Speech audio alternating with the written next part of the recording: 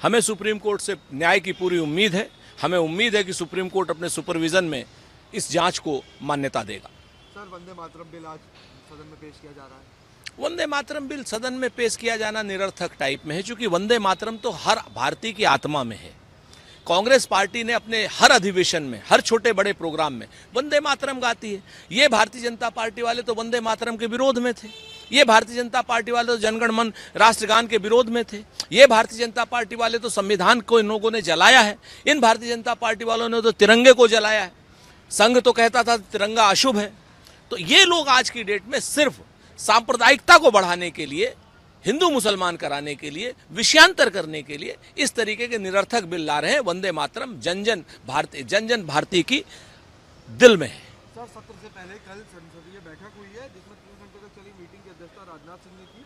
Meeting में Congress, Sapa, TMC, DMK सहित 40 दलों के 58 नेता शामिल हुए। बैठक के बीच विपक्ष ने सांकेतिक वॉकआउट किया। विपक्ष इस बात से नाराज था कि सरकार ने टीएमसी के बागी 20 सांसदों के गुट को बैठक में क्यों बुलाया, जबकि स्पीकर ओम बिरला ने उनके गुट को अभी तक मान्यता नहीं दी है। निश्चित तौर पर यह गद्दार सांसदों को बुला करके बैठक की पवित्रता को भंग किया गया था, और गद्दार सांसदों को बुला करके, जिनका कि अभी फैसला ही नहीं हुआ है, उनको बुला करके भारतीय जनता पार्टी ने स्पष्ट कर दिया कि यह गद्दारी भारतीय जनता पार्टी की शह पर हुई थी। जैसे मीर जाफर ने गद्दारी की थी अंग्रेजों की शह पर, उसी तरीके से भारतीय जनता पार्टी की शह पर इन गद्दारों ने गद्दारी की है। ऐसे लोगों को बुलाया जाना लोकतंत्र को कमजोर करता है। इसीलिए हमने उस बैठक का बहिष्कार भी किया। लेकिन लोकतंत्र के प्रति हमारी प्रतिबद्धता है, तो हम 15 मिनट में वापस आए। हमने मुद्दों पर चर्चा की, और भारतीय जनता पार्टी अगर जन उपयोगी मुद्दे नहीं लाएगी तो निश्चित तौर पर हमें उनको मजबूर करना भी आता है। सर, सोनम, कॉकरोच जनता पार्टी का आज चलो संसद मार्च है और पूरी दिल्ली को पुलिस ने बैरिकेडिंग लगा दी है ताकि ये प्रदर्शन रोका जा सके। उसके साथ ही सेक्शन 163 जो है पूरी राजधानी में लगाई गई है। देखिए, हम तो बहुत स्पष्ट जानते हैं कि सोनम वांगचुक की जान बहुत कीमती है। वो लगातार आमरण अनशन पर हैं। उनका अनशन समाप्त होना चाहिए। जनता के मुद्दे हैं, छात्र हितों के मुद्दे हैं, नीट के मुद्दे हैं। इसको श्री राहुल गांधी जी पूरी तरीके से उठा रहे हैं। छात्रों की गूंज में, चाहे कोटा हो, चाहे देहरादून हो, चाहे आगे आने वाले समय में प्रयागराज हो या फिर पटना हो, सब जगह पे हमारा यूथ कांग्रेस का कार्यकर्ता जगह जगह लाठी खा रहा है। हमारा एनएसयूआई का कार्यकर्ता लगातार विनोद जाखड़ के नेतृत्व में प्रदर्शन कर रहा है।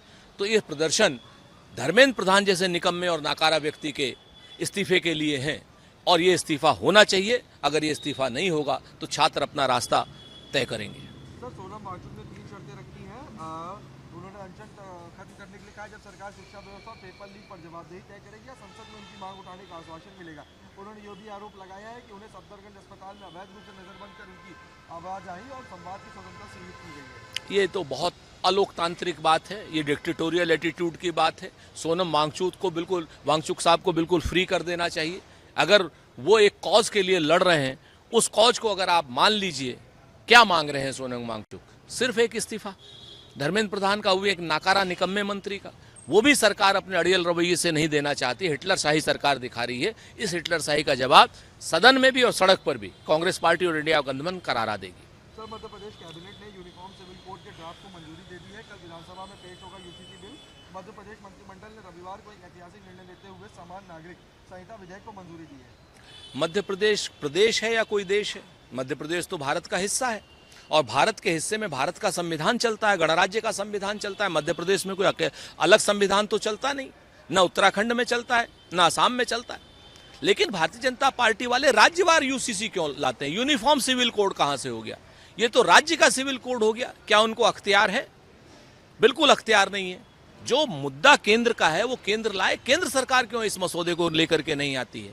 जबकि भारतीय जनता पार्टी की ट्रिपल इंजन की सरकार ये सिर्फ हिंदू मुसलमान करने के लिए, अपनी असफलताओं से ध्यान हटाने के लिए, मोहन यादव लैंड माफिया के रूप में जो काम किए हैं, जो आरोप लगे हैं, उससे ध्यान हटाने के लिए, धाकड़ इनके यहाँ के जो नेता सड़क के किनारे महिलाओं के साथ जो बदसलूकी अश्लीलता कर रहे हैं, उससे ध्यान हटाने के लिए, अनुसूचित जाति अनुसूचित जनजाति के लोगों के मुंह पर पेशाब किया जा रहा है मध्य प्रदेश में, उनसे ध्यान हटाने के लिए ये इस तरीके के बिल लाते हैं। इसका कोई मतलब नहीं। सर, एनसीपीआई के 20 सांसदों को बैठक में बुलाने पर किरण रिजिजू ने कहा, सदन सबका है, पीआई के 20 लोकसभा सांसदों ने लोकसभा अध्यक्ष को हस्ताक्षरित आवेदन लेकर नए दल के रूप में मान्यता और संसद में अलग बैठने की व्यवस्था की मांग की है। जब तक लोकसभा के स्पीकर का फैसला और सुप्रीम कोर्ट का फैसला नहीं आ जाता है, किरण रिजिजू साहब, आप भी जानते हैं, अगर यही सांसद आपके समर्थन में नहीं होते, ये गद्दार आपके समर्थन में नहीं होते, तो क्या आप इनकी गद्दारी को मान्यता देते? नहीं देते। अगर इनकी गद्दारी को आपके विरोध में मान्यता मिल रही होती तब आप बताइए ना। आज की डेट में जो आप भाषा का इस्तेमाल कर रहे हैं, इससे लोकतंत्र का हनन हो रहा है, लोकतांत्रिक व्यवस्थाओं का, संविधान का हनन हो रहा है। और आज की डेट में सिर्फ और सिर्फ आप अपनी संख्या बढ़ाने की जुगत में इस तरीके के देश विरोधी और संविधान विरोधी कार्य कर रहे हैं। जनता इसका आपको करारा जवाब देगी। सर, मॉनसून सत्र में आज पक्ष और विपक्ष दोनों आमने सामने होगा, तो आमने सामने हमेशा होता है, बिल्कुल होगा। हम लोग तो सदन चलाना चाहेंगे, लेकिन सत्ता पक्ष अगर सदन चलने देगा तो सदन चलेगा। सत्ता पक्ष अगर जनउपयोगी के मुद्दे उठाने देगा तो मुद्दे उठाए जाएंगे, और सत्ता पक्ष अगर हंगामा करेगा तो हम लोग धरना भी देंगे। सत्ता पक्ष के ऊपर है सदन चलाने की जिम्मेवारी। हम तो चाहे चंदा चोरी हो, चाहे चढ़ावा चोरी हो, चाहे नीट की परीक्षा हो, चाहे धर्मेंद्र प्रधान का इस्तीफा हो, कोई भी जनउपयोगी मुद्दा हम उठाने से बाज नहीं आएंगे।